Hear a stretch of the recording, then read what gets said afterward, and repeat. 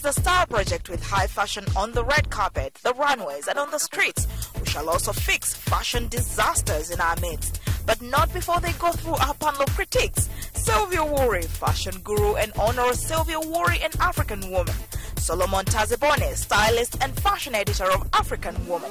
Linda Butare, fashion enthusiast and poet. And Claith Chatuhaire, teen fashion expert, interior designer and inspirational writer. Stay tuned because the Style Project starts right now.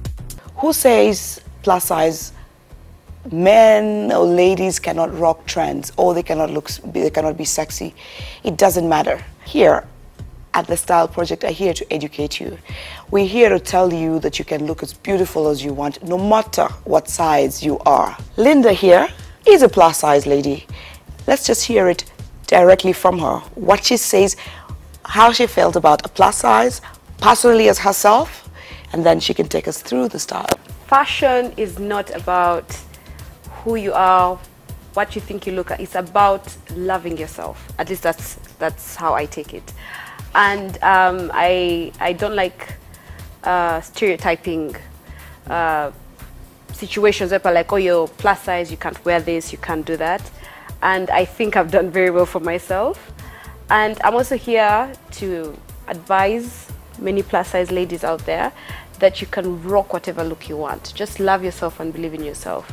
Here on the screen we have lovely plus size ladies, and I'd like Solomon to tell me what he thinks about lady number one. Well, lady number one, the body, her body shape, she's plus size, but then again she's a little straight. She does not, her body shape is not like the lady on the extreme with the blue and pink printed, you know, body contours. She's not curvaceous. Yeah, she's not curvaceous. She's not hourglass. The dress is okay, but it's just not right for her body type. I feel if you have that going on, you know, you really need to focus, you know, away from all the negatives. So for her, I would totally recommend that she went for a dress in a single color. And then to cinch her waist and kind of like emphasize a little bit of, you know, slimness, and kind of like, she would like opt for a belt, you know, that would kind of like draw attention to the waist, but then again, a little like cinch it. Same as no. Yeah, same as that going on. Yes. And then, you know, those asymmetrical, I don't know whether those are pleats and stuff. I would totally not advise that, because then they draw attention to that part of the body. Yes. Yeah.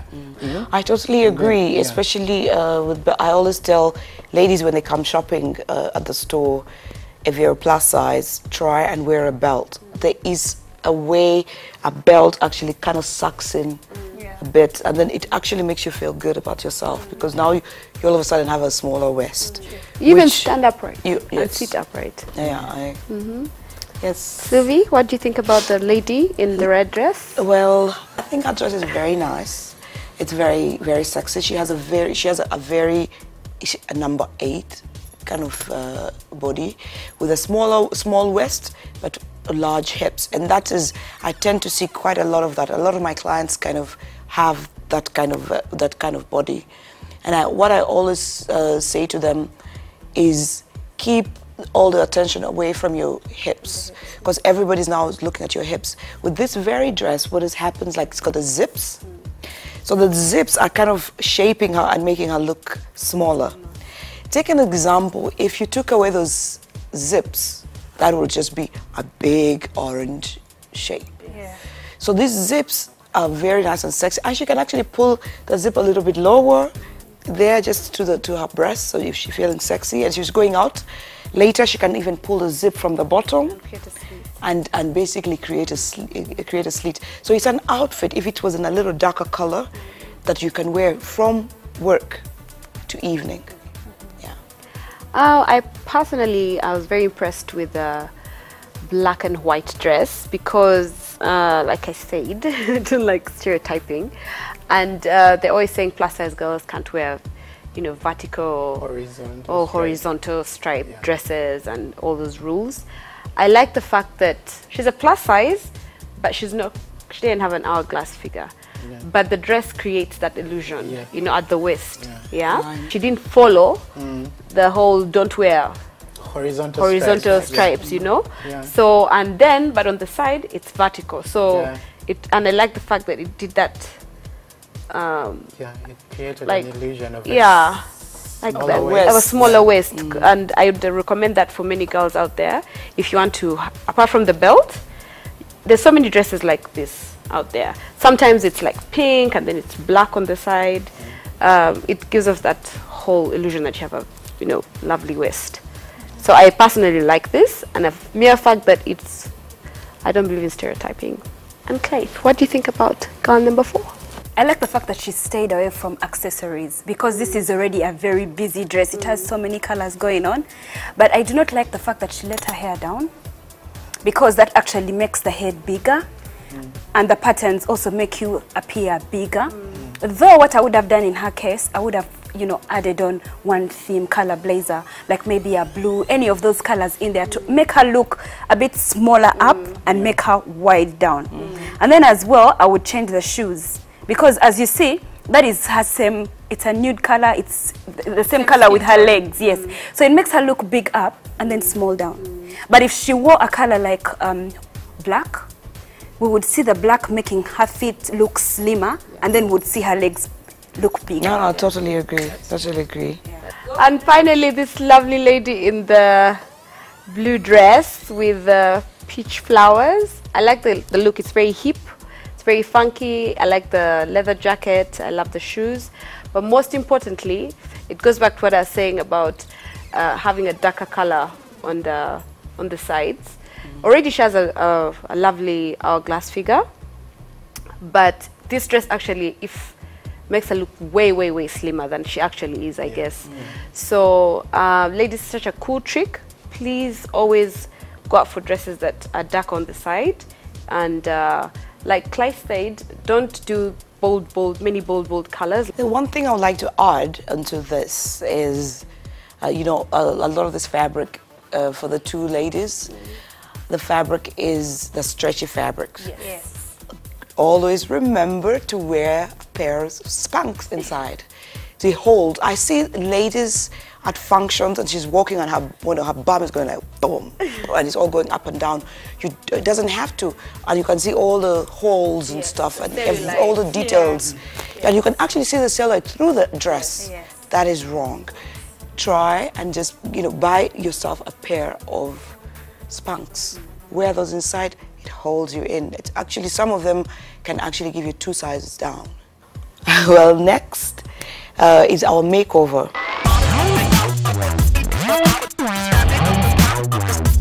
Well, our second makeover winner is one Evan Sereko.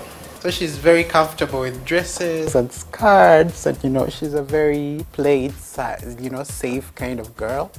So, you know, she kind of like, whenever we had the makeover challenge running, she was like, okay, I think I need this, you know, it's my birthday soon and I feel I need to kind of like reward myself. But then, you know, see, whenever this challenge came around, I felt it's, you know, who couldn't take it? That over there on the screen is how she was looking before the makeover.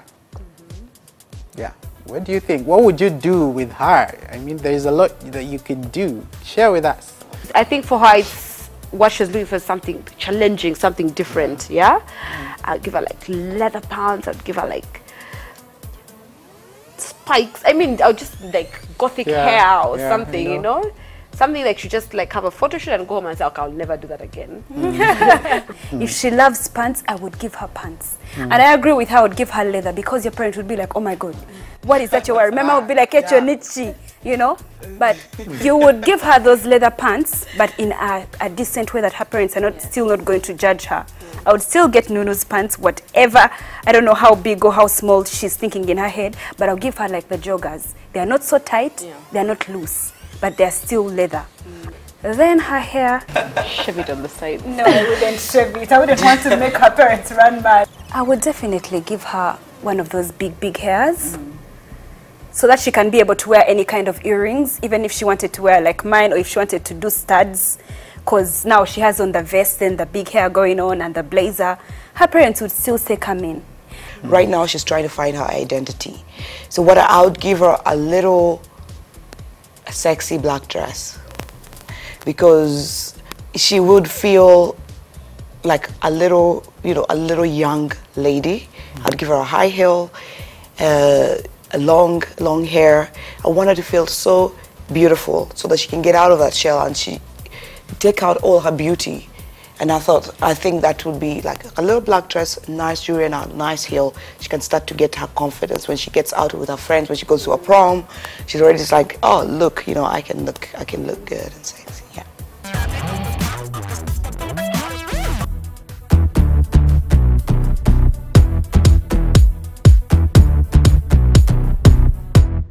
The makeup was very colorful.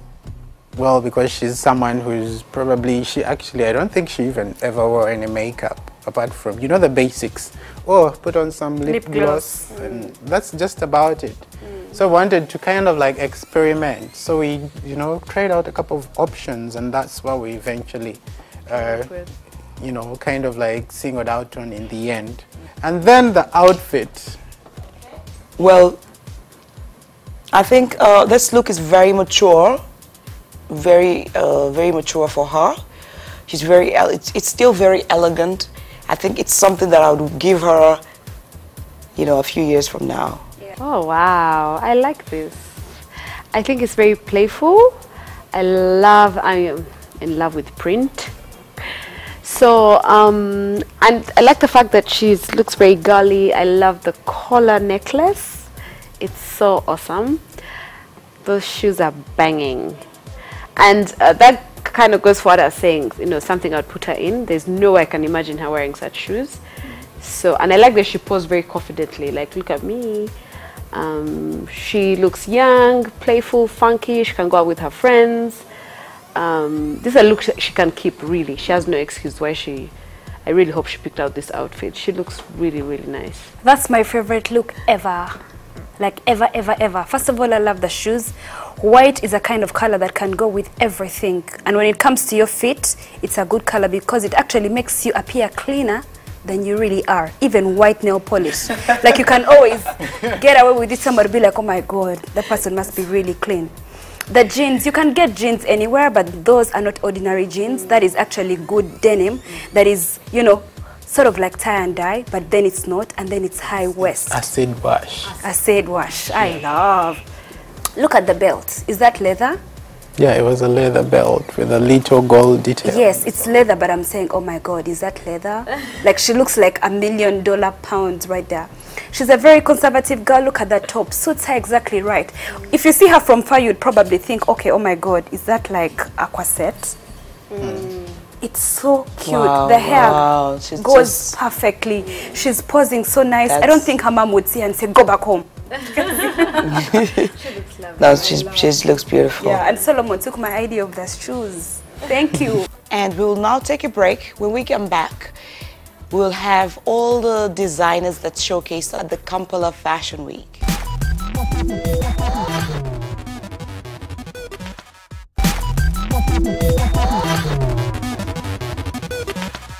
And welcome back from the break. As promised, we said we will take you back to Kampala Fashion Week and show you all our favorite Ugandan designers that showcased. Nunu, can you take us through? First of all, it was my first. I've never attended any fashion week in my life.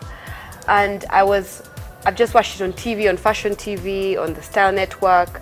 I was so blown away. From the setting to even the people who attended, you know, they made an effort and dressed up. But most importantly, the designers blew me away. You inclusive, Sylvia, did a very impressive job with the safari feel. Enchanted Safari. Enchanted Safari. All the animal prints and the yellows. One of the designers that blew me away was Kwesh. I know her personally, and Kwesh, I've told this, you rock. Her collection was out of Uganda. It was like New York, it was like Milan. Quest's collection was very modern. It was New York. And then I think any other lady from, you know, would totally wear, you know, for a lady that was fashion conscious and fashion forward, they would totally, you know, would slip into one of those outfits. I felt it was very cohesive. She actually followed a specific color theme. She had the white going on, then she had the peach, and then she had the deep blue.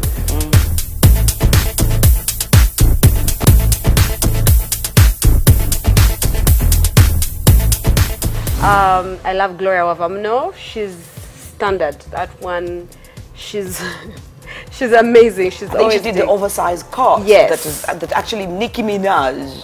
Oh, that Solomon commented on. Was wearing, yeah, kind of. This was Kanye Mbabazi, Natasha Mbabazi. I think she's been away designing for over 7 years, and this is what was basically her comeback. I felt she played it very safe, but then again, that is Natasha. That's her style, and I actually say to her, I felt it was effortless chic. Well, I personally would talk a little bit about my favorite designers, or the people that kind of like stood out for me. Gloria Wavamno's collaboration with Zana was a very edgy one. You know, it was couture. You know, people kind of like brought art to fashion. It's a little bit away from what you see or what you'd expect someone to kind of like step out wearing. I love the shoes, the gladiators and all the strap details. I love the color palette. I love the blues. I love the accessories. They were a little bit, I think they had a little bit of organic going on. Like you can see those shells like stitched to the back of that coat. I felt that was it was a very well thought out collection. What did you guys think about the back cloth? Art was awesome. I really, I'm a huge fan of couture, and to see it on Kampala Fashion Week, I was blown away. I'm thinking about, what do you think of using the fabric back cloth in this stone age? I feel like it was very daring, and I feel like being that in Uganda, like the Baganda specifically, it's what they used to wear, and I feel that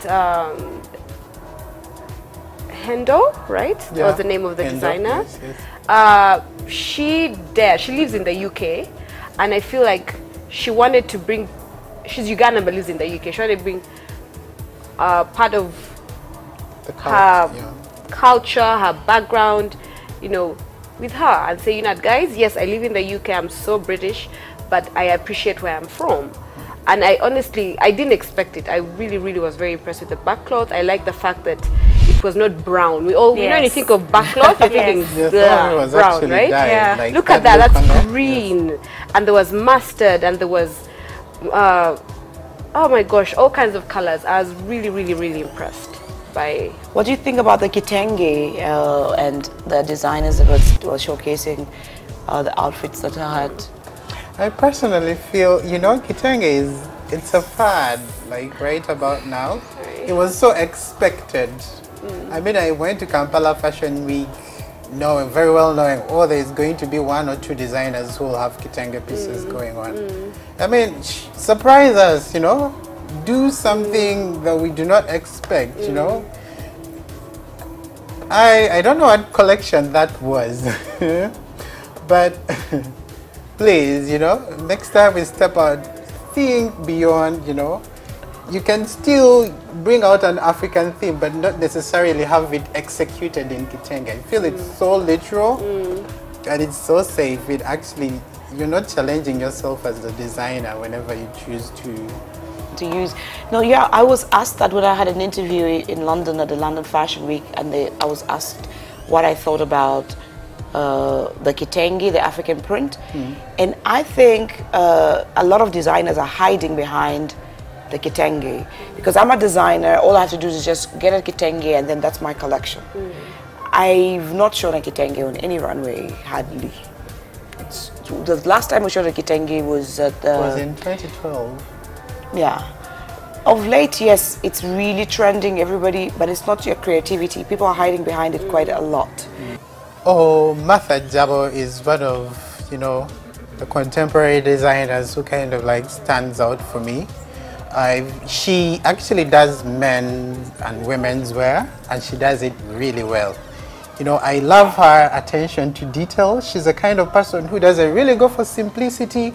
She loves a little bit of flair, but then she executes it to the T. Look at those dresses, look at that. It's kind of like layered with a kitenge in, and then it has all these pleats going on. It has cutouts, it has zippers, you know. It's so much detail, but then again, it's well executed. It's done beautifully. They kind of reminded me of the silhouettes that Thea Mugler used to use.